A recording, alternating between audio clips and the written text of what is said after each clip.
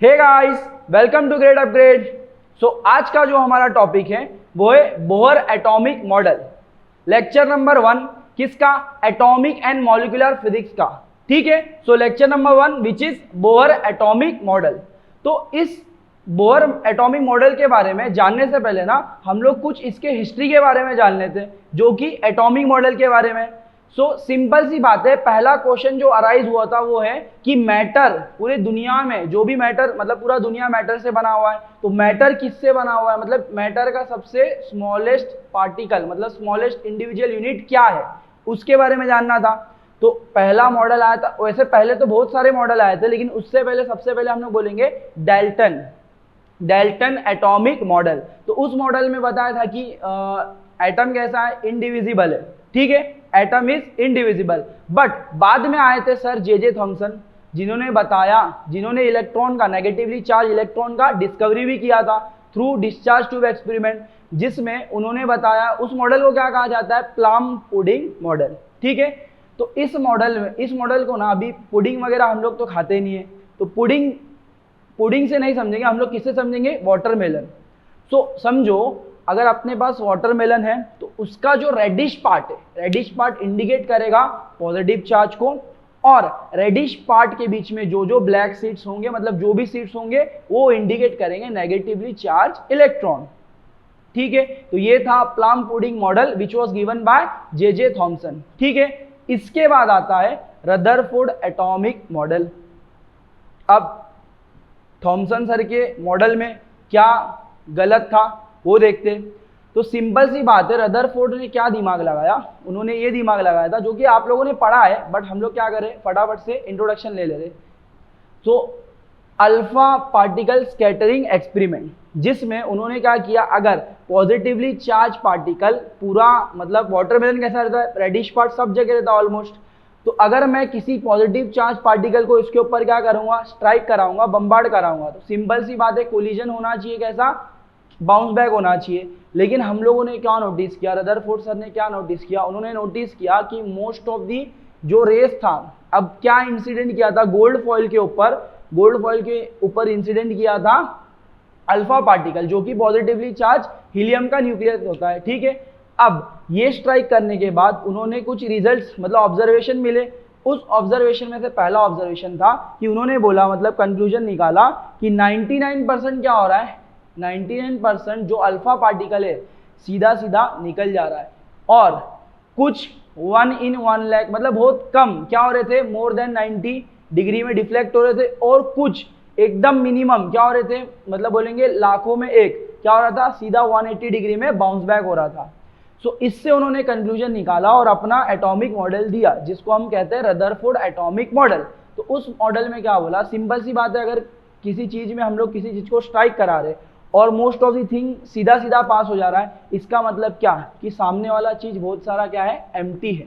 ठीक है। तो इन्होंने बोला कि एटम इज ऑलमोस्ट एम्प्टी, और ये just like our planets revolve around sun, वैसे ही इलेक्ट्रॉन क्या करता है ना, नेगेटिवली चार्ज इलेक्ट्रॉन रिवॉल्व करता है पॉजिटिवली चार्ज न्यूक्लियस के अराउंड। अब इन्होंने सबसे मेन क्या बताया, न्यूक्लियस का कंसेप्ट, कि पॉजिटिवली चार्ज जो भी मास, पूरा मास क्या होता है, न्यूक्लियस में सिचुएटेड होता है, ऑलमोस्ट पूरा मास मतलब इलेक्ट्रॉन का मास तो होगा, लेकिन most of the masses is situated at the nucleus and which is positive, and electron is revolving around it in circular orbit. अब इनका गलती था, इन्होंने ये नहीं बताया कि अगर समझो ये न्यूक्लियस है, इसके अराउंड इलेक्ट्रॉन सर्कुलर मोशन करेगा, तो यहाँ पर जो ऑर्बिट्स बनेंगे, एक ऑर्बिट, दूसरा ऑर्बिट, यहाँ पर तो वो कितना इनफाइनाइट नंबर ऑफ ऑर्बिट हो सकता है, मतलब इलेक्ट्रॉन न्यूक्लियस से लेके इनफाइनाइट डिस्टेंस तक इतना ऑर्बिट दे सकता है, बहुत सारे ऑर्बिट हो सकते हैं। तो ये उनका बहुत बड़ा ड्रॉबैक था। अब वो ड्रॉबैक कैसे, वो देखते हैं। सिंपल सी बात है, circular motion is an accelerated type of motion, क्योंकि जिसमें हर पॉइंट पे जो लीनियर वेलोसिटी का डायरेक्शन है चेंज होता है। तो अगर मतलब किसी भी चीज को चेंज करना है, वेक्टर को चेंज करना है, वेक्टर का या तो मैग्नीट्यूड चेंज कर दो, या तो उसका डायरेक्शन चेंज कर दो, या तो दोनों को चेंज करो, चेंज हो जाएगा। तो यहाँ पर क्या हो रहा है, हर पॉइंट पे भले ही उसका वेलोसिटी कांस्टेंट है, बट फिर भी क्या हो रहा है, उसका डायरेक्शन चेंज हो रहा है। So according to classical electromagnetism which was given by Maxwell, तो मैक्सवेल सर ने क्या बताया था कि अगर कोई भी चार्ज पार्टिकल एक्सेलरेशन करता है तो सिंपल सी बात है वो चार्ज क्या एमिट करेगा, कुछ अमाउंट ऑफ फ्रीक्वेंसी का रेडिएशन एमिट करेगा। सीधी सी बात है, मतलब कुछ एनर्जी रेडिएट करेगा, कुछ एनर्जी रेडिएट करेगा। तो इलेक्ट्रॉन भी एक्सेलरेटेड मोशन कर रहा है, तो क्या होना चाहिए, धीरे धीरे इलेक्ट्रॉन क्या होना चाहिए, एनर्जी एमिट करते करते उसका एनर्जी क्या होगा, डिक्रीज होगा, क्योंकि उसका फ्रीक्वेंसी धीरे धीरे क्या होगा, डिक्रीज होगा। तो फ्रीक्वेंसी डिक्रीज होगा तो उसने क्या करना चाहिए, स्पाइरल पाथ में घूमते घूमते घूमते घूमते पॉजिटिवली चार्ज न्यूक्लियस पे स्ट्राइक करके खत्म हो जाना चाहिए था। तो इस तरीके से तो हमारा एटम का स्ट्रक्चर स्टेबल ही नहीं है, एटम एग्जिस्ट ही नहीं करता। बट ऐसा है क्या, नहीं। तो यहाँ पर आए सर बोहर सर आ गए, जिन्होंने दिया अपना बोहर एटॉमिक मॉडल, ठीक है, अराउंड 1913 के अराउंड दिया था, ठीक है। तो इस मॉडल मतलब बोहर एटॉमिक मॉडल में क्या मेन चीज था, तो यहाँ पर देखो, अब हम लोग बढ़ते आगे, बोहर एटॉमिक मॉडल पे बढ़ते, लेकिन ध्यान रखना, तो बोहर सर ने ना जो भी अपना एटॉमिक मॉडल है इन दी फॉर्म ऑफ पॉस्टुलेट दिया था। तो पॉस्टुलेट कितने थे, 4 पॉस्टुलेट के फॉर्म में दिया है, ठीक है। तो पहला पॉस्टुलेट देखते हैं, चलो। An electron in an atom moves in a circular orbit around the nucleus under the influence of the Coulomb attraction between the electron and the nucleus according to laws of classical mechanics। तो देखो यहाँ पर आ रहा है classical mechanics, पहला point classical mechanics क्या बोल रहा है, देखो समझो कि बोल रहा है अगर इलेक्ट्रॉन क्या कर रहा है, सर्कुलर मोशन परफॉर्म कर रहा है, और हमको पता है सर्कुलर मोशन के लिए सबसे मेन फोर्स जो होता है वो होता है सेंट्रीपिटल फोर्स। और यहाँ पर वो काम कौन कर रहा है, सिंपल सी बात है, electron negative charge, nucleus positive charge. तो क्या लग रहा है, coulomb force, coulomb attractive force. तो हम लोग बोलेंगे जो सेंट्रीपिटल फोर्स mv²/r किसके इक्वल है, coulomb law, coulomb attractive force ना। तो वो क्या होता है 1/4πε0 इंटू +ze इंटू -e/r², ठीक है। r मतलब इलेक्ट्रॉन जो सर्कुलर ऑर्बिट में घूम रहा है उसका रेडियस, ठीक है। तो ये था हमारा पॉस्टुलेट नंबर 1, मतलब इसको मैथमेटिकल फॉर्म में हम लोग इस तरीके से लिख सकते हैं, ठीक है। इतना सबको क्लियर है, चलो आगे बढ़ते हैं पॉस्टुलेट नंबर 2। तो याद रखना पॉस्टुलेट नंबर 1 में यूज किया गया क्लासिकल मैकेनिक्स का कंसेप्ट, सिंपल है। अब पॉस्टुलेट नंबर 2 ना, इसमें कुछ खास बात है। तो बोहर सर ने क्या किया था ना, बोहर सर ने क्वांटम मैकेनिक्स और क्लासिकल मैकेनिक्स दोनों का फ्यूजन करके क्या किया, हमको एटॉमिक मॉडल दिया था। बट उसमें भी एक प्रॉब्लम था, देखते हो क्या है। अब देखो पॉस्टुलेट नंबर 2 क्या बोल रहा है, वो बोल रहा है out of the infinite number of orbits which would be possible in classical mechanics, it is only possible for electron to move in an orbit for which the magnitude of its orbital angular momentum is in integral multiple of h/2π, ठीक है। तो electron जो Rutherford sir ने बोला था कि nucleus के around electron घूमता है, अब उन्होंने स्पेसिफाई नहीं किया था कि कौन से ऑर्बिट में घूमता है, कितने डिस्टेंस पे घूमता है, उन्होंने बोला था कोई भी ऑर्बिट पॉसिबल है। तो वैसा नहीं है, रदरफोर्ड सर ने बोला ऐसा पॉसिबल नहीं है। उन्होंने क्या बोला कि वो इलेक्ट्रॉन ना सिर्फ वही ऑर्बिट में घूमेगा जिस ऑर्बिट का एंगुलर मोमेंटम, अब सर्कुलर मोशन में एंगुलर मोमेंटम आता है ना, जो लीनियर मोशन है तो लीनियर मोमेंटम। अब कोई चीज सर्कुलर मोशन कर रहा है मतलब कुछ रोटेशन तो हो रहा है, तो हम लोग बोलेंगे ऑर्बिटल एंगुलर मोमेंटम। सो इसका किसका, उस ऑर्बिट में जो इलेक्ट्रॉन घूम रहा है उस ऑर्बिट का एंगुलर मोमेंटम किसके इक्वल होना चाहिए, h/2π, या इसका इंटीजर स्टेप्स। इसका मतलब क्या, देखो L should be equal to NH/2π। अब L का वैल्यू m इंटू VR भी तो होता है, देखो तो क्या होना चाहिए, L should be in integral multiple of NH/2π, जहां पर H क्या है, H है प्लैंक्स कांस्टेंट, और N क्या है, N है 1 2 3, क्या है n तक इंटीजर से 1 2 3 4 ऐसे इंटीजर से। तो इस वाले कंडीशन को ना, पॉस्टुलेट नंबर 2 के इस कंडीशन को ना क्या कहा जाता है, इसको कहा जाता है एक और नाम से Bohr's quantization condition, Bohr's quantization condition. तो याद रखना क्वांटाइजेशन कंडीशन। तो देखो यहाँ पर ना जो एंगुलर मोमेंटम एग्जिस्ट कर रहा है ना, मतलब इलेक्ट्रॉन हर ऑर्बिट में नहीं घूमेगा, कुछ पॉसिबल ऑर्बिट्स में ही घूमेगा जिसके लिए एंगुलर मोमेंटम ये चीज को फॉलो करता हो। ठीक है, अब देखते हैं बोर्स क्वांटाइजेशन कंडीशन का मतलब। कंडीशन तो ये है, लेकिन क्वांटाइजेशन का मतलब क्या होता है? अब सिंपल सी बात है, क्वांटाइजेशन को समझना है तो कैसे समझो। देखो अब मैं बोल सकता हूं कि एक मार्कर एग्जिस्ट कर सकता है, हाँ 2 भी कर सकता है, चलो बोलता हूं कि 3 मार्कर भी एग्जिस्ट कर सकता है, 4 भी कर सकता है, 5 भी कर सकता है, 6 भी कर सकता है। क्या 4.5 मार्कर एग्जिस्ट कर सकता है क्या? नहीं। अगर हमने जबरदस्ती का मार्कर को कट करके आधा भी कर दिया तो क्या इसका प्रॉपर्टी मार्कर का रह जाएगा? नहीं।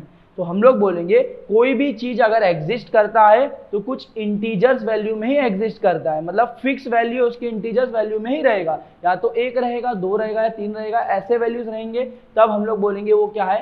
Quantized value. ठीक है, अब वैसे ही हम लोग एग्जांपल ले सकते हैं ह्यूमन बींग्स का। ह्यूमन बींग्स भी मतलब इंसान लोग भी क्या हो सकते हैं? 1 हो सकते हैं, 2 हो सकते हैं, 3 हो सकते हैं। क्या 3.5 ह्यूमन हो सकता है? नहीं, पॉसिबल नहीं है। तो कुछ पर्टिकुलर स्टेप्स इंटीजर्स वैल्यू में ही हम लोग एग्जिस्ट कर पा रहे हैं। सिमिलरली इलेक्ट्रॉन भी उस ऑर्बिट में घूमता है जिसके लिए एंगुलर मोमेंटम का क्या होना चाहिए value?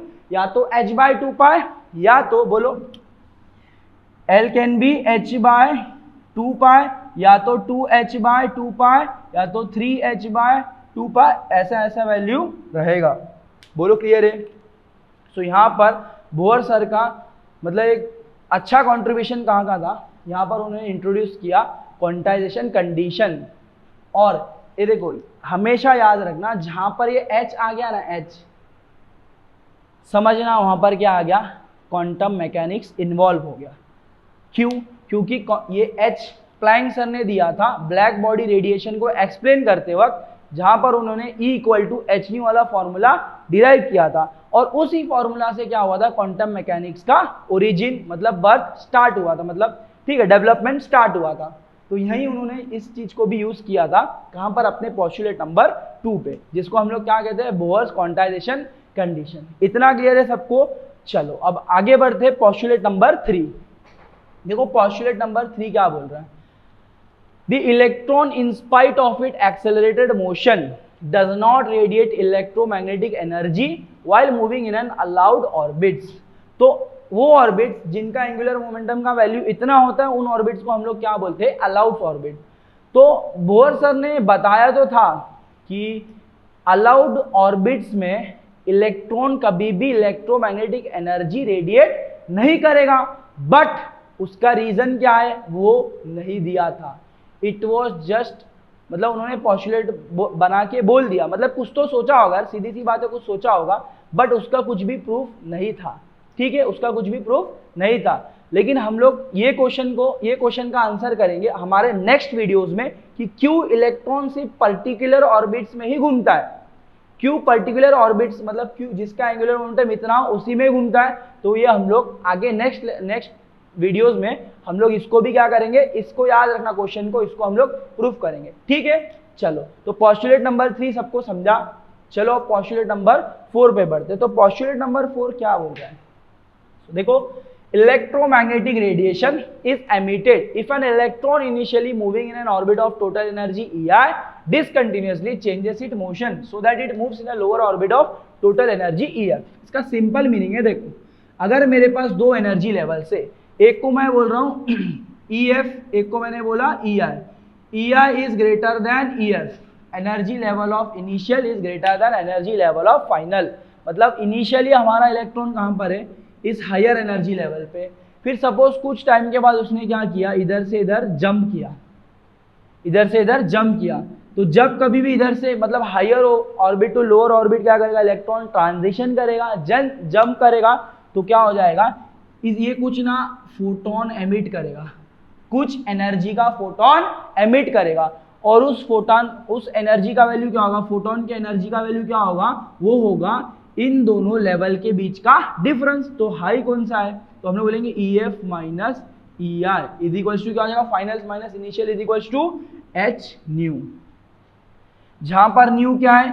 Frequency of photon which is emitted, मतलब जो एनर्जी को रेडिएट करेगा ना in the form of light particle, जिसको हम बोलते हैं फोटोन, उसके फॉर्म में क्या करेगा, एमिट करेगा।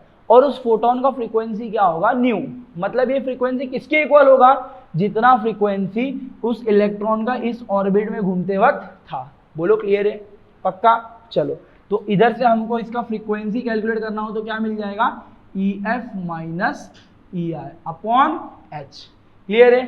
सो ये था हमारा postulate number 4। So this are the postulate which was been given by Bohr sir. ठीक है, तो ये सारे पॉस्टुलेट थे। अब देखते हम लोग आगे बढ़ते क्या क्या कैलकुलेट करेंगे, क्या हम लोग बोहर्स पॉस्टुलेट को यूज करके कैसे इलेक्ट्रॉन के रेडियस को, उसके वेलोसिटी को, उसके एनर्जी को कैलकुलेट करके देखेंगे और we will get some interesting result. ठीक है, तो वो कैसे डिराइव करना है अब करते हम लोग आगे बढ़ेंगे। ठीक है, डिराइव करेंगे लेकिन हम लोग को कुछ रिजल्ट मिलेगा, वो रिजल्ट क्या होगा, इंटरेस्टिंग रहेगा, देखते। चलो आगे बढ़ते। ठीक है, सो चलिए बच्चों आगे बढ़ते हैं और अब देखते हैं हम बोहर्स एटॉमिक मॉडल में इलेक्ट्रॉन के एनर्जी को कैलकुलेट करते, उसके ऑर्बिट के रेडियस को कैलकुलेट करते और उसके वेलोसिटी को भी कैलकुलेट करके देखते। तो अब हम लोग आगे बढ़ते हैं।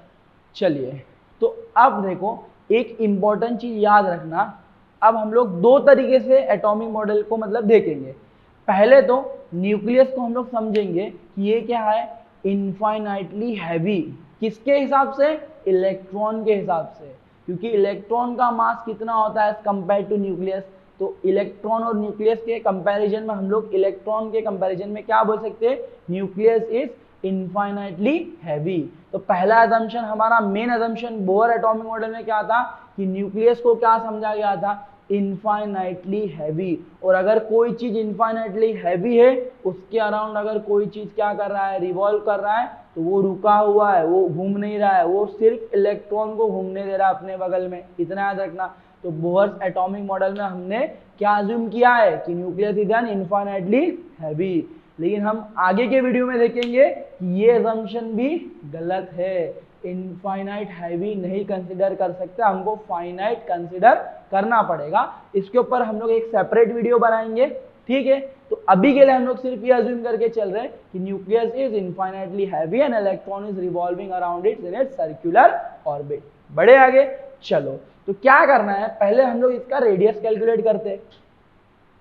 अब रेडियस कैसे कैलकुलेट करें, देखो पोस्टुलेट नंबर 1 पोस्टुलेट नंबर 2 के साथ थोड़ा मैथमेटिक्स के साथ खेलने का। अब कैसे खेलने का, देखो इधर पहले बोलो पोस्टुलेट नंबर 1 क्या होता है, mv² अपॉन r। क्लियर है, इतना क्लियर है। चलो, ये किसके इक्वल होता है, अकॉर्डिंग टू पोस्टुलेट नंबर 1 हमने बोला था ये होता है 1/4 पाई एप्सिलॉन नॉट इनटू, क्या बोला, 1/4 pi epsilon not into ZE into E upon r²। अब हम लोगों ने क्या किया है, यहाँ पर सिर्फ और सिर्फ इस फोर्स का कूलम्बिक एट्रैक्टिव फोर्स का सिर्फ मैग्नीट्यूड कंसिडर किया हुआ है। तो ZE into E plus ZE होता है और ये माइनस ई होता है, लेकिन अब क्या करें, सिर्फ मैग्नीट्यूड को कंसिडर करें। ठीक है, अब ये हो गया पोस्टुलेट नंबर 1। इसको बोलो इक्वेशन नंबर, इक्वेशन नहीं बोलने की जरूरत नहीं है। तो अब देखो पोस्टुलेट नंबर 2 क्या होता है, L equal to NH upon 2 pi, क्या होता है, NH अपॉन 2 पाई। मतलब L इक्वल टू क्या होता है, mvr, है ना। L इक्वल टू क्या होता है, mvr। अब mvr कैसे आया, बहुत बच्चों को ये भी डाउट होता है। अब देखो सिंपल है, L का मतलब क्या होता है, r क्रॉस p, मतलब वेक्टर फॉर्म में ये कुछ ऐसा होता है। अब r क्या है, रेडियस वेक्टर। देखो न्यूक्लियस घूम रहा है, इलेक्ट्रॉन ऐसा, इसका रेडियस वेक्टर ये, सही है, रेडियल डायरेक्शन ये, मोमेंटम, लीनियर मोमेंटम इस डायरेक्शन में, ये इस डायरेक्शन में, ये इस डायरेक्शन में। तो बोला एंगल कितना बना रहा है, 90 डिग्री। सही बात है, तो बोलेंगे क्या हो जाएगा, r into P into sine theta. Sine theta मतलब कितना एंगल, 90, r और p के बीच में। तो बोलो कितना हो जाएगा, L equal to r into p. हमें पता है p का वैल्यू क्या होता है, m into v, according to classical mechanics. थोड़ा क्लासिकल थोड़ा क्वांटम। चलो बोलो क्या हो जाएगा, L इक्वल टू हो जाएगा एम वी आर, सही बात है, एम वी आर। मैग्नीट्यूड के टर्म में हम इधर उधर कर सकते हैं, क्लियर है। इस तरीके से हमें इसका वैल्यू क्या मिलता है, का एम वी आर, तो याद रखना। तो अब ये चीज हो गया, बढ़े आगे। अब देखो, अब मुझे मिल गया m v r equal to n h by 2 pi. अब मैं क्या करता हूँ ना, मैं इधर से v का वैल्यू निकालता हूँ, तो मुझे क्या मिलेगा, v इक्वल टू, देखो एम आर को डिवाइड कर दो, N h upon 2 pi m are, ये वैल्यू मिल गया। अब हम लोग क्या करेंगे ना, यहाँ बोले इसको बोलेंगे इक्वेशन नंबर 1, और इसको सब्स्टिट्यूट करेंगे कहाँ पर, इक्वेशन नंबर 1 में। तो देखते हैं हमें क्या मिलेगा। अब देखो, जैसे ये हो गया m upon r into v square है ना, तो n h upon 2 pi m r का whole square is equals to 1/4 pi epsilon nought into z e square upon r square, clear है। देखो यहाँ पर आर स्क्वायर, तो ये एक आर स्क्वायर, ये एक आर स्क्वायर कैंसिल आउट हो गया, बचा क्या आर। देखो ये 4 पाई हो जाएगा, 4 पाई, सॉल्व करते हैं, आगे करते सॉल्व करके देखते हैं ना, कंफ्यूजन हो जाएगा नहीं तो। देखो m n square h square upon r 4 pi square into n square, r तो आर स्क्वायर कैंसिल हो गया, ठीक है, इतना क्लियर है, आर स्क्वायर कैंसिल हो गया।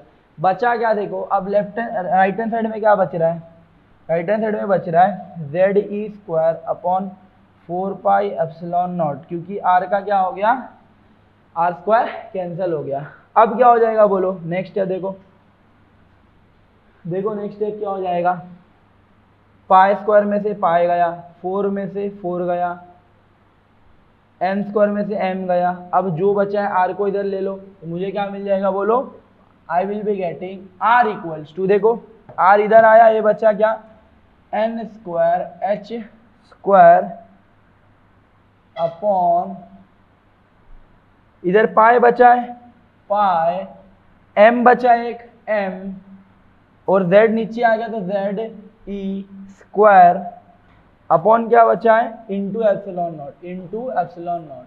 तो हमें क्या मिल जाएगा, आर को मैं क्या लिख सकता हूँ, epsilon not h square upon pi m e square into, देखो ऊपर एन स्क्वायर बचा, नीचे z, क्लियर है। तो ये मिल गया मुझे क्या, radius of electron in which it is revolving in its orbit, उसका रेडियस मिल गया, क्लियर है।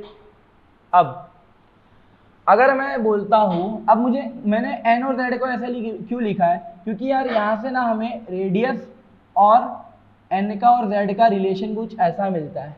तो radius, Bohr radius is directly proportional to n square, मतलब प्रिंसिपल क्वांटम नंबर के डायरेक्ट प्रोपोर्शनल होता है, मतलब प्रिंसिपल क्वांटम नंबर नहीं बोलेंगे, n बोलेंगे, अभी के लिए n क्या है, इंटीजर अपना 1 2 3, इसके डायरेक्टली प्रोपोर्शनल है। तो n क्या इंडिकेट करता है, n का वैल्यू 1 है, मतलब फर्स्ट ऑर्बिट के लिए, पहला orbit, n equal to 2 second orbit, z मतलब क्या, z equal to 1 hydrogen atom, क्या हाइड्रोजन एटम का radius, z equal to 2 helium atom का radius, z equal to 3 lithium atom का रेडियस। तो हमें इस तरीके से क्या रिलेशन मिल जाता है। कई बार एग्जाम में ये क्वेश्चन भी पूछता है, हमें n का वैल्यू दिया होता है, दूसरे एक का रेडियस दिया, n का वैल्यू दिया, फिर बोलता है सेकंड का रेडियस दिया, पूछता है कि थर्ड वाले का n का वैल्यू, सेकंड वाले का n का वैल्यू क्या रहेगा। तो उस रिलेशन से हम लोग को कैलकुलेट कर सकते हैं, हम लोग देखेंगे न्यूमेरिकल सॉल्व करते टाइम, ठीक है। अब आगे बढ़ते हैं। तो जब मैं अगर समझो इधर z का वैल्यू 1 लिखता हूँ ना, और n का वैल्यू 1 लेता हूँ, तो मुझे r का वैल्यू क्या मिलता है, r का वैल्यू मिलता है r naught is equals to, देखो epsilon not h square upon pi m e square, क्योंकि ये सब चीज़ कांस्टेंट है। जब इसका वैल्यू हम लोग सब्स्टिट्यूट करेंगे तो हमें क्या मिलता है, हमें मिलता है 0.529 मिलता है, लेकिन हम लोग क्या लिखते हैं 3, 0.53 एंगस्ट्रॉम, क्लियर है। तो बोलो अब क्या हो जाएगा, तो मेरा आर एन, अब मैं एन क्यों लिख रहा हूँ, जनरलाइज कर रहा हूँ कि पहला ऑर्बिट है, सेकंड ऑर्बिट है, थर्ड ऑर्बिट का रेडियस है, क्लियर है। तो क्या हो जाएगा बोलो, r nought into n square by z, clear है। तो this is the expression for radius of n orbit in which electron is revolving, clear है। चलो अब रेडियस मिल गया, क्या करना है, रेडियस का वैल्यू सीधा सीधा सब्स्टिट्यूट कर दो इक्वेशन नंबर, देखो इस वाले वैल्यू में सब्स्टिट्यूट करो v वाले में, तो क्या मिलेगा देखो v equal to n h upon 2 pi m, r का वैल्यू क्या मिला है, ये मिला है, तो कर दो substitute, epsilon not h square into n square upon pi m e square into z. Clear है? तो अब क्या हो जाएगा, देखो कुछ कैंसिल हो रहा है, हाँ हो रहा है, देखो n कैंसिल हो रहा है स्क्वायर के साथ, h स्क्वायर कैंसिल हो रहा है h के साथ, पाई कैंसिल हो रहा है पाई के साथ, और बाकी कुछ सॉरी पाई कैंसिल हो रहा है पाई के साथ, m कैंसिल हो रहा है m के साथ, तो बच गया वो लिख दो। तो मुझे मिल रहा है v इक्वल टू, देखो z ऊपर गया e square upon 2 epsilon naught h into z upon n, ऐसा कुछ मिल रहा है ना, क्या मिल रहा है 2 epsilon naught h upon z। तो ये क्या मिल गया हमें, वेलोसिटी का एक्सप्रेशन, किसका, इलेक्ट्रॉन के वेलोसिटी का expression, z e square upon 2 epsilon naught h into n, ये क्या है h है। क्लियर है इतना? सो अब ऐसा क्यों लिखा, यहाँ पर भी हमें वेलोसिटी और एटॉमिक नंबर और ऑर्बिट नंबर के बीच में कुछ रिलेशन मिलता है, इसलिए हमने ऐसा लिखा है। तो अगर देखो इस वाले टर्म को छोड़ दिया जाए, v इज, ये चीज देखो e square constant, epsilon naught constant, h constant, तो मैं लिख सकता हूँ v is directly proportional to z by n। अब जब इसका वैल्यू मैं क्या रखूंगा, समझो मैं सॉल्व कर रहा हूँ n इक्वल टू 1 के लिए, z इक्वल टू 1 के लिए, हाइड्रोजन एटम की बात करें, फर्स्ट ऑर्बिट की बात करें, किसकी, हाइड्रोजन एटम की बात करें, उसके फर्स्ट ऑर्बिट की बात करें, तो क्या हो जाएगा बोलो, मैं बोलूंगा v naught is equal to क्या होता है बोलो, e square upon 2 epsilon naught h, e square upon 2 epsilon naught h। जब इसका वैल्यू हम लोग सब्स्टिट्यूट करते हैं और फाइंड करते हैं, तो हमें मिलता है इसका वैल्यू अप्रोक्सीमेटली कितना, 2.18 into 10 to the power 6 metre per second, कितना 2.18 into 10 to the power 6 metre per second. Clear है? तो ये मिल गया मुझे वैल्यू, तो मैं क्या लिखूंगा, v n equal to v nought into z by n. तो इसको हम लोगों ने क्या किया, वापस से जनरलाइज कर दिया कि n क्या इंडिकेट करा, कौन सा ऑर्बिट है, पहला दूसरा तीसरा। क्लियर है? किसका वेलोसिटी है। क्लियर है? चलो, तो हमने अभी तक क्या कैलकुलेट किया, रेडियस, वेलोसिटी, बचा क्या, एनर्जी। अब एनर्जी निकालते, सिंपल सी बात है, एनर्जी क्या होता है, किसी भी चीज का टोटल एनर्जी। टोटल एनर्जी मतलब क्या, उसके पास कौन कौन सा एनर्जी होता है काइनेटिक एनर्जी अगर वो मोशन में है, होता है उसके पास पोटेंशियल एनर्जी अगर वो बाउंड है या किसी फील्ड में है। क्लियर है? चलो, तो अब ये कौन से फील्ड में, इलेक्ट्रॉन घूम तो रहा है, मतलब काइनेटिक एनर्जी तो होगा उसके पास, इसके साथ साथ electron is bound to nucleus, मतलब इलेक्ट्रोस्टैटिक फील्ड में भी तो है वो, तो उस पर पोटेंशियल एनर्जी भी होगा। तो अब कैलकुलेट करते हैं हम लोग किसका, टोटल एनर्जी। तो पहले करेंगे पोटेंशियल एनर्जी को कैलकुलेट, उसके बाद करेंगे हम टोटल काइनेटिक एनर्जी को, फिर मिल जाएगा हमें टोटल एनर्जी। तो इसका आप लोग स्क्रीनशॉट ले सकते हो। ठीक है? सो चलिए बढ़ते हैं, अब एनर्जी का वैल्यू फाइंड करते हैं। तो पहले क्या करेंगे हम, पोटेंशियल एनर्जी। तो बच्चों एक चीज ध्यान में रखना, हम लोग इतना मेहनत कर रहे हैं आप लोग के लिए, तो ट्राई करें कि अगर वीडियो अच्छा लग रहा है, मज़ा आ रहा है, थोड़ा एंजॉय कर रहे हो स्टडी को, तो थोड़ा सा शेयर करें, लाइक करें, तो इससे क्या हमें भी थोड़ा सपोर्ट मिलता है, हम लोग भी इतना काम करने के बाद करते हैं, तो you can do that much thing. ठीक है? चलो, तो बड़े आगे, अब कैलकुलेट करते हैं हम पोटेंशियल एनर्जी। ठीक है? चलो, तो पोटेंशियल एनर्जी क्या होता है, सिंपल सी बात है, इलेक्ट्रॉन का पोटेंशियल एनर्जी क्या होगा, अब वो वर्क डन, कितना वर्क डन करेंगे हम किसके लिए, उस इलेक्ट्रॉन को आर पोजीशन से लेके इंफिनिटी में रखने के लिए।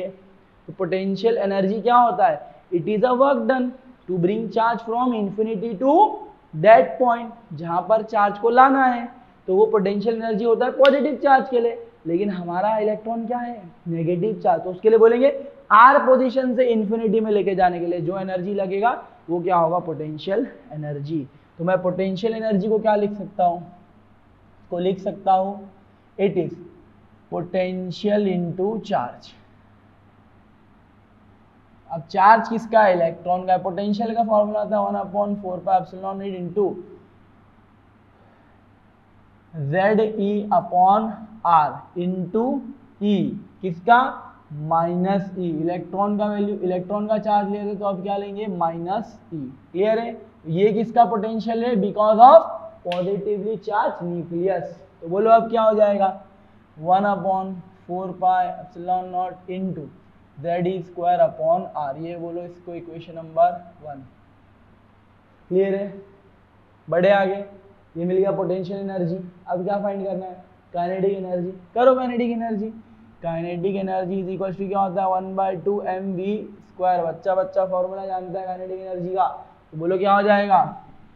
सो बच्चों अभी देखो, हम काइनेटिक एनर्जी को दो तरीके से निकाल सकते हैं। पहला मेथड कि हम लोग यहाँ पर v को सब्स्टिट्यूट करेंगे, ठीक है, जो हमने v निकाला स्टार्टिंग में इक्वेशन नंबर 1 जो r के टर्म्स में था वो निकाल सकते हैं। उसके बाद हम लोग क्या कर सकते हैं, थोड़ा दिमाग लगाएंगे। पोस्टुलेट नंबर 1 क्या होता है, देखो पोस्टुलेट नंबर 1 होता है mv²/r इज इक्वल टू क्या होता है, ZE² क्या, ZE²/4πε0 इनटू r²।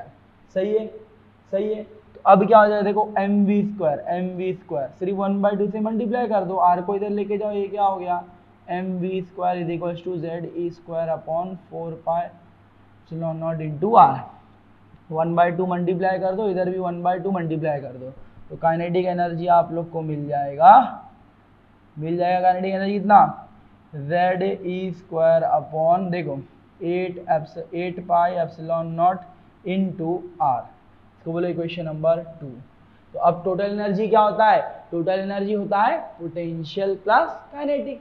कर दो ऐड, क्या हो जाएगा, टोटल एनर्जी को अभी हम लोग बोलते हैं ई बोल देते हैं अभी के लिए, एन से बाद में जनरलाइज करेंगे। तो बोलो क्या मिल जाएगा, मिल जाएगा हमें 1/4πε0 इनटू ZE², और यहाँ पर क्या रहेगा, माइनस साइन रहेगा ना, क्योंकि माइनस है, तो -r प्लस 1/8πε0 इनटू ZE²/r।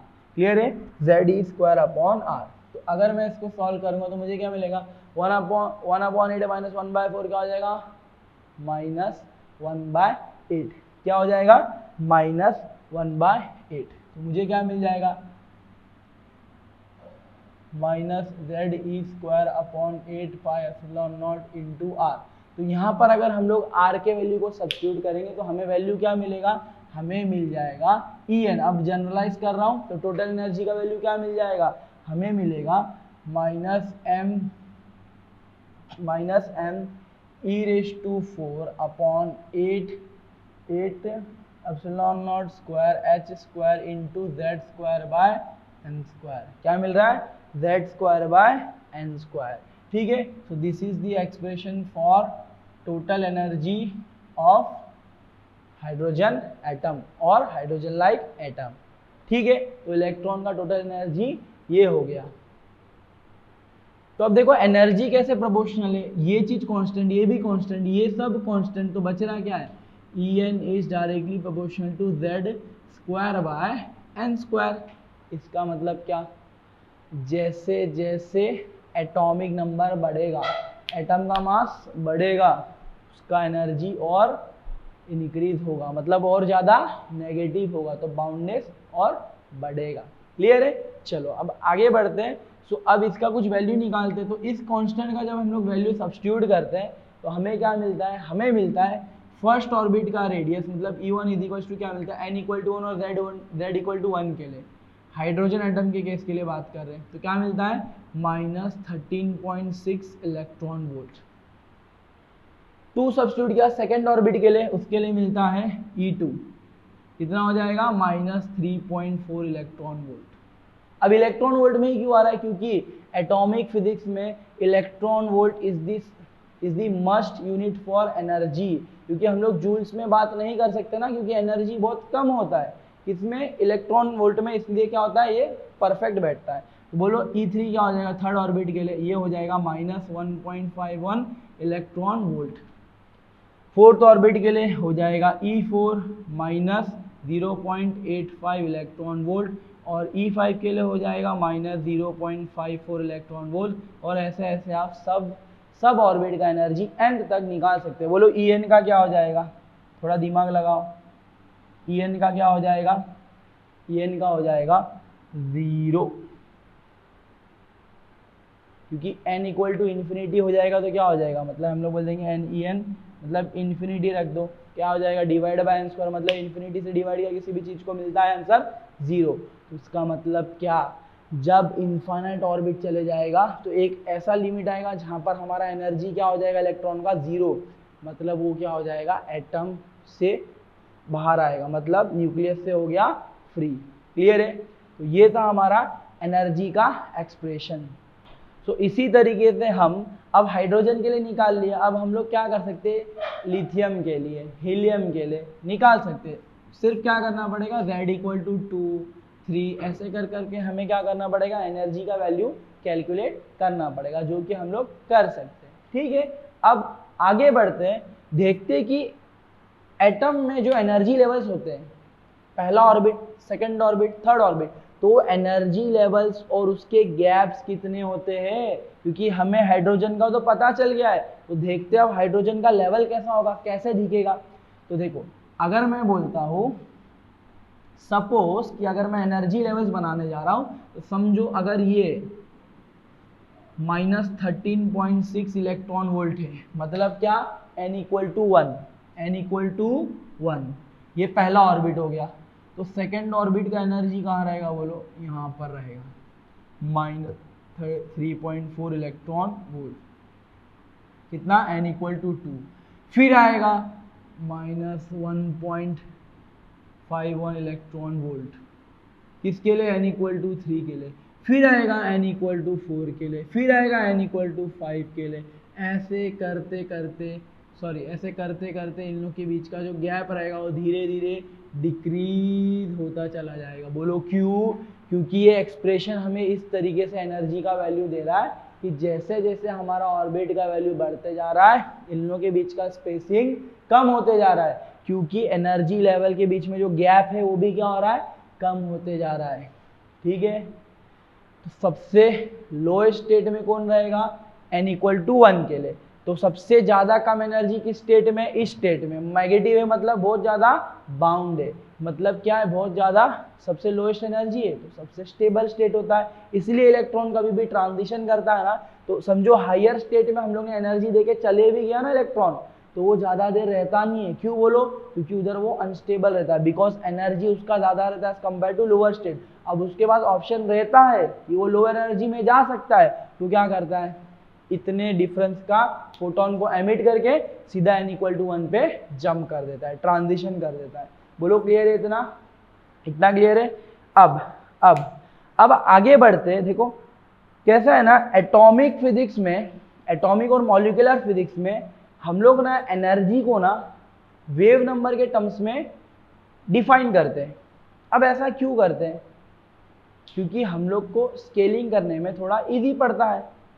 ठीक है, अब स्केलिंग मतलब क्या, अब जो भी हम लोग एटॉमिक स्पेक्ट्रम्स देखते हैं, जैसे हम लोग कुछ एटॉमिक स्पेक्ट्रम देख रहे हैं, तो वो वेव नंबर के टर्म्स में होता है। तो अगर एनर्जी को भी हम लोग वेव नंबर के टर्म्स में इंडिकेट करते हैं तो हमें थोड़ा हेल्प मिलता है। ठीक है, तो अब हम लोग क्या करेंगे, हम देखेंगे आगे टर्म वैल्यू क्या होता है। तो टर्म वैल्यू मतलब क्या, किसी भी एनर्जी लेवल को, मतलब उसके एनर्जी को डिवाइड कर दो h/c से, तो जो भी हमें आंसर मिलेगा वो क्या मिलेगा, उसका टर्म वैल्यू। तो इसमें सिर्फ और सिर्फ ध्यान रखना है, नेगेटिव वैल्यू को इंडिकेट करना है, तो -e/hc, इसको क्या बोलेंगे हम लोग, टर्म वैल्यू। ठीक है, चलो तो टर्म वैल्यू देखते हैं फटाफट से। टर्म वैल्यू क्या होता है, टर्म वैल्यू होता है किसी भी एनर्जी को हम लोग किससे डिवाइड करेंगे, हम लोग करेंगे hc से डिवाइड, तो हमें क्या मिलेगा, टर्म वैल्यू। तो टर्म वैल्यू क्या होता है, बोला था मैंने, वेव नंबर के टर्म्स में एनर्जी को डिफाइन करते हैं। अब वेव नंबर के फॉर्म में कैसे बोल रहे हो, समझना नहीं है सर, बताओ थोड़ा। तो देखो क्या होता है, टर्म वैल्यू को हम लोग इंडिकेट करते हैं TN से, जो कि क्या होता है EN डिवाइड बाय HC। अब माइनस साइन लेके चलना है क्योंकि एनर्जी क्या होता है माइनस में, तो क्या मिलेगा हम लोग को, मिल जाएगा देखो। तो इसको जब हम लोग वैल्यू रखेंगे तो हमें क्या मिलेगा, हमें मिलेगा me⁴ upon 8 epsilon nought square h³ c into z² by n²। क्या मिला, z² बाय n²। ठीक है, अब अगर इस चीज को देखो यार, ये चीज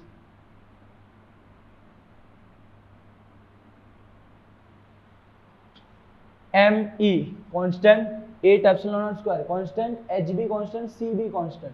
तो इस चीज को हम लोग क्या बोलते हैं, इस चीज को हम लोग एक नए कांस्टेंट का नाम देते हैं जिसको हम लोग बोलते हैं रिड्सबर्ग कांस्टेंट। क्या बोलते हैं, रिड्सबर्ग कांस्टेंट, जो कि कितना होता है me⁴ upon 8 epsilon nought square h³ c। क्या कहते हैं इसको, रिड्सबर्ग कांस्टेंट। क्या कहते हैं, रिड्सबर्ग कांस्टेंट। अब यहाँ पर हम लोग एक साइन रखेंगे इन्फिनिटी का, बोलो क्यों।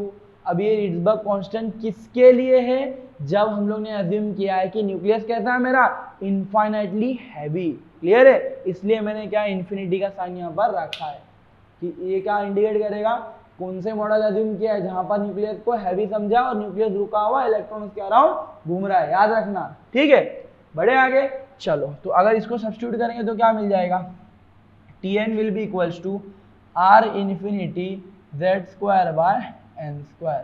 तो ये है हमारा term value in terms of n and z और रिड्सबर्ग कांस्टेंट। बोलो इतना चीज क्लियर है क्या। चलो तो चलिए आगे बढ़ते हैं। अब देखते हैं इलेक्ट्रॉन जब हायर ऑर्बिट से लोअर ऑर्बिट में ट्रांजिशन करेगा तब क्या होगा। मतलब अब हम देखेंगे हाइड्रोजन स्पेक्ट्रम। तो हाइड्रोजन के केस में z=1 के केस में हमें जो स्पेक्ट्रम मिलता है एक्सपेरिमेंटल स्पेक्ट्रम, वो कैसे होता है, कैसे मिलता है, क्यों होता है ऐसा, वो देखेंगे। ठीक है, चलो। तो अब हमें पता है एनर्जी को मैं क्या लिख सकता हूँ, En बोलो माइनस R इन्फिनिटी इंटू, इसको क्या लिख सकते हैं हम लोग, R infinity into z² by n²। ये तो हो गया हमारा क्या, टर्म वैल्यू। अगर उसको मल्टीप्लाई कर दिया HC से मुझे ऐसा कुछ मिलेगा। तो मैं बोल सकता हूँ इफ सपोज मेरे पास ऐसा लेवल है जहाँ पर ये मेरा ith वाला लेवल है, ये इनिशियल लेवल, ये फाइनल लेवल है। तो ट्रांजिशन हो रहा है initial level to final level, मतलब हायर टू लोअर लेवल में। ठीक है, तो मुझे क्या मिलेगा, पोस्टुलेट नंबर 4 क्या बोलता है, जो फ्रीक्वेंसी रहेगा वो कितना रहेगा, EI minus EF upon H। सही है, यही होता है। इसके बाद हम लोग इसमें सब्स्टिट्यूट करेंगे तो देखो R इन्फिनिटी इंटू z² बाहर आ गया, H कैंसिल हो गया, C अपॉन बच रहा क्या है n² ना। तो n² मतलब 1 upon n, I minus 1 upon n f², क्योंकि माइनस साइन था तो माइनस क्या हो जाएगा, NF minus 1 upon NI²। Clear है इतना सबको, इतना पक्का सबको क्लियर है। चलो अब आगे बढ़ते हैं। ठीक है, तो ये मुझे मिल गया फ्रीक्वेंसी। अगर मैं डिवाइड बाय सी करता हूँ तो क्या हो जाएगा, nu by c equals to R infinity into z² into this bracket term. तो न्यू अपॉन सी क्या होता है, frequency upon speed of light होता है वेवलेंथ, 1 अपॉन वेवलेंथ। तो क्या होता है 1 अपॉन लैम्बडा इक्वल्स टू क्या मिल जाएगा, R infinity into z² into 1 upon NF² minus 1 upon I²। ठीक है, so this is the expression for wavelength emitted when electron makes a transition from higher level to lower level। अब new dash को हम लोग indicate करेंगे, ये क्या है हमारा वेव नंबर। ठीक है, ये क्या है हमारा वेव नंबर। तो जब कभी भी electron higher to lower orbit में क्या करेगा, ट्रांजिशन करेगा, तो इतने फ्रीक्वेंसी, इतने वेव नंबर, इतने वेवलेंथ के लाइट को क्या करेगा, एमिट करेगा।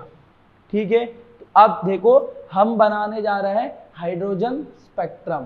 कैसा दिखता है हाइड्रोजन स्पेक्ट्रम। ठीक है, तो देखो कुछ ऐसा होता है। अब ये जो वेव नंबर स्केल में हम लोग क्या करते हैं ना, इसको प्लॉट करते हैं किसके किसके स्केल में, वेव नंबर स्केल में। अब बोलो वेव नंबर में ही क्यों करते हैं, बाकी किसी में क्यों नहीं करते, फ्रीक्वेंसी स्केल में नहीं करते ना वेवलेंथ में करते हैं, क्यों, क्योंकि वेवलेंथ क्या होता है, जब अब जो स्पेक्ट्रम हमें कैसे मिलता है, किसी भी चीज का स्पेक्ट्रम कैसे मिलता है, जैसे गैस है, गैस का स्पेक्ट्रम कैसे कब मिलेगा, जब हम लोग उसको हीट करेंगे, हीट करने के बाद क्या हुआ, इलेक्ट्रॉन्स हायर लेवल में जाएगा, अनस्टेबल रहेगा, डाउन में आएगा, फिर क्या मिलेगा, एमिशन मिलेगा। तो उस टाइप के एमिशन को हम लोग बोलते हैं एमिशन स्पेक्ट्रम। तो हमें उसमें कुछ स्पेक्ट्रम मिलेगा, उसको एमिशन स्पेक्ट्रम बोलेंगे। तो मैंने क्या बोला, अब वो जो स्पेक्ट्रम मतलब लाइट रेज आ रहा है उसको अब मैं कौन से स्केल में रीड करूंगा, वेवलेंथ में, फ्रीक्वेंसी में या वेव नंबर में। हमने देखा यहाँ पर क्या है, वेव नंबर, क्या है, वेव नंबर। अब वेव नंबर को हमने न्यू डैश से किया तो न्यू डैश से करते, ठीक है। अब वेव नंबर ही क्यों लेते, बाकी क्यों नहीं बाकी चीज क्यों नहीं लेते, अब फ्रीक्वेंसी नहीं लेते ना वेवलेंथ लेते, वेवलेंथ क्यों नहीं लेते को सबसे पहले। अब समझो एक कंटेनर में क्या है, हमारा गैस हीट हो रहा है, कंटेनर में था, उसका कुछ अपना एक एनवायरनमेंट रहेगा, वहां से इलेक्ट्रॉन ने ट्रांजिशन किया तो वो वेवलेंथ का फोटोन आ रहा है अपने पास, कंटेनर से बाहर आएगा।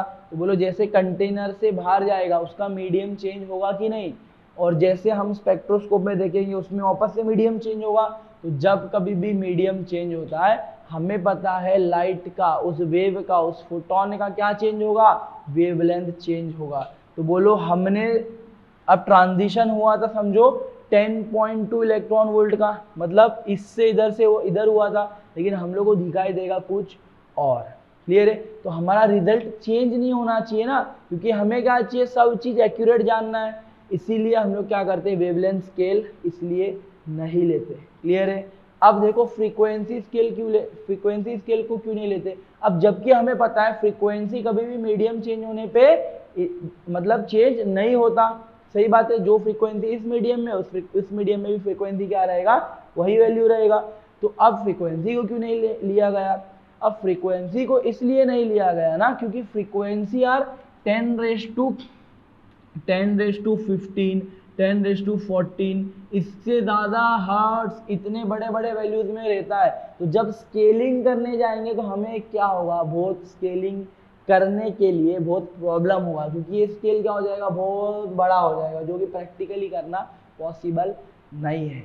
इसलिए हम लोग प्रीफर करते हैं क्या, 1/λ0, इसको क्या बोलते हैं, फ्रीक्वेंसी, सॉरी जिसको क्या बोलते हैं, वेव नंबर। अब वेव नंबर का फायदा क्या है, ये हम लोग को मिलता है 10⁻7 to 10⁻8 के ऑर्डर में। तो फ्रीक्वेंसी के कंपैरिजन में तो ये बहुत छोटा है ना, तो इसको स्केलिंग करना फ्रीक्वेंसी के कंपैरिजन में क्या रहता है, इजी रहता है। क्यों बोलो, क्योंकि ये क्या होता है 1/वेवलेंथ। अब बहुत बच्चे ये भी क्वेश्चन पूछते हैं सर 1/वेवलेंथ, तो वेवलेंथ तो चेंज होता है, मतलब वेव नंबर भी चेंज होगा, नहीं, ये वेवलेंथ कभी का है जब हमारा मीडियम चेंज नहीं हो रहा है तब वाला है। जो फिक्स वेवलेंथ आ रहा है ना जंप निकल के, वो वाली बात कर रहे हैं हम लोग, ठीक है। जब मीडियम चेंज नहीं हो रहा है वो वाली बात कर रहे हैं, क्लियर है। तो वेव नंबर भी क्या रहता है, फिक्स रहता है, तो इसलिए हम लोग क्या करते हैं, प्रीफर करते हैं वेव नंबर, क्लियर है। चलो अब आगे बढ़ते। तो जैसे देखो ट्रांजिशन होता है, हमने बोला, तो अगर समझो n=1 से ट्रांजिशन किया कहां पर, सॉरी n=2 से ट्रांजिशन किया 1 पर, तो कुछ ऐसा आएगा। फिर जब कहां से 3 से करता है 1 पे, 4 से करता है ऐसे, 5 से करेगा, 6 से करेगा, तो उस जगह पे हमें जो भी सीरीज मिलेगा उस सीरीज को हम लोग क्या कहेंगे, उस सीरीज को हम कहेंगे लाइमन सीरीज। बोलो क्या कहेंगे, लाइमन सीरीज। कब, जब ट्रांजिशन होगा कहां से कहां, बोलो ट्रांजिशन होगा फ्रॉम, बोलेंगे n=1 to, अब क्या बोलेंगे, n=1 to कहां पर हो रहा है ट्रांजिशन, मतलब nf क्या है, फाइनल वाला क्या है, nf का वैल्यू क्या है, बोलो 1, ni का वैल्यू क्या है, बोलो 2 3 4 ऐसा वैल्यू हो सकता है। तो यहां पर क्या मिलेगा, लाइमन सीरीज, क्या मिलेगा, लाइमन सीरीज। समझो अगर मुझे ट्रांजिशन हो रहा है 3 से 2 पे आ रहा है, 4 से 2 पे आ रहा है, 5 से 2 पे आ रहा है, तो इसमें जो भी सीरीज मिलेगा ये क्या रहेगा, मेरा बाल्मर सीरीज, क्या रहेगा, बाल्मर सीरीज। तो इस टाइप के ट्रांजिशन में जो भी हम लोग को वेवलेंथ के लाइट्स मिलते हैं, फोटॉन्स मिलते हैं, उनको हम क्या कहते हैं, बाल्मर सीरीज। इस मतलब 1 में एंड करेगा तो हम बोलते हैं लाइमन सीरीज। तो बाल्मर कब करेगा, NF equal to 2, Na equal to 3, 4 ऐसा वैल्यू, तो बाल्मर सीरीज। सिमिलरली NF क्या रहेगा समझो 3, Na क्या रहेगा 4, 5 ऐसा करेगा, तो इसमें मिलता है हम लोग को पाश्चन सीरीज। जब NF इक्वल टू रहेगा 4 और Na इक्वल टू 5, 6 ऐसा वैल्यू, तो क्या मिलेगा, ब्रैकेट सीरीज। ठीक है, और NF इक्वल टू रहेगा 5, Na इक्वल टू रहेगा 6, 7 ऐसा वैल्यू, तो क्या मिलेगा, पी फंड सीरीज या बोलेंगे फंड सीरीज। क्लियर है, तो क्या मिल रहा है हम लोग को, फंड सीरीज। क्लियर है, तो ये हमारा हाइड्रोजन का स्पेक्ट्रम कुछ ऐसा मिलेगा हमें। क्लियर है, तो ये हो गया लाइमन सीरीज, ये हो गया बाल्मर सीरीज, ये हो गया पाश्चन सीरीज। कैसे मिल रहा है, जब ट्रांजिशन होगा एंड पे, एंड करेगा एंड पे हायर टू, तो क्या कहेंगे, लाइमन सीरीज। एंड करेगा सेकेंड वाले लेवल पे n इक्वल टू 2 पे हायर से, तो क्या कहेंगे, बाल्मर सीरीज। 3 पे करेगा पाश्चन सीरीज, 4 पे करेगा ब्रैकेट सीरीज, 5 पे करेगा फंड सीरीज। ऐसे ऐसे सीरीज हमें डिफरेंट मिलते जाएंगे। क्लियर है बच्चों, तो ये था हमारा हाइड्रोजन स्पेक्ट्रम। अब एक चीज ना, जब कभी बच्चे ये डायग्राम, ये हाइड्रोजन स्पेक्ट्रम को प्लॉट करते ना, उन लोग क्या बड़ा मिस्टेक करते हैं, यहाँ पर ध्यान देना, ये क्या है, वेव नंबर स्केल। तो जैसे जैसे देखो इधर से इधर एनर्जी लेवल का गैप बहुत बड़ा है, और इधर देखो एनर्जी लेवल इतना है, इतना है, इतना है, इतना है। तो जैसे जैसे गैप बढ़ रहा है बोलो, ये क्या हो रहा है, अपना वेव नंबर धीरे धीरे इन लोगों के बीच का स्पेसिंग कम हो रहा है, क्योंकि एनर्जी डिफरेंस भी क्या हो रहा है, ऊपर जाते जाते डिक्रीज। क्लियर है, तो ये धीरे धीरे क्या होगा, इन लोगों के बीच का स्पेसिंग जो है लाइन का, मतलब ऐसा कुछ लाइन मिलेगा, ये पहला, दूसरा, तीसरा, चौथा, ऐसा लाइन मिलते मिलते बीच में स्पेसिंग धीरे धीरे क्या होगा, कम होता जाएगा। क्लियर है, तो ये चीज ध्यान में रखना है इतना। तो ये था हमारा हाइड्रोजन स्पेक्ट्रम। तो इस वीडियो को यहाँ पर हम एंड करते, जो कि क्या था, हमने बोहर्स एटॉमिक मॉडल के बारे में स्टार्ट किया था। ठीक है, तो अगर आज के लेक्चर में किसी को भी कुछ भी डाउट हो, किसी भी टाइप का डाउट हो, तो ऑलवेज आर वेलकम बाय मी, मतलब कोई भी डाउट्स मैं हमेशा वेलकम करता हूँ। ठीक है, तो अगर वीडियो अभी अच्छा लगा हो, लाइक करें, शेयर करें और सब्सक्राइब करें। Thank you for watching. मिलते हैं नेक्स्ट वीडियो में।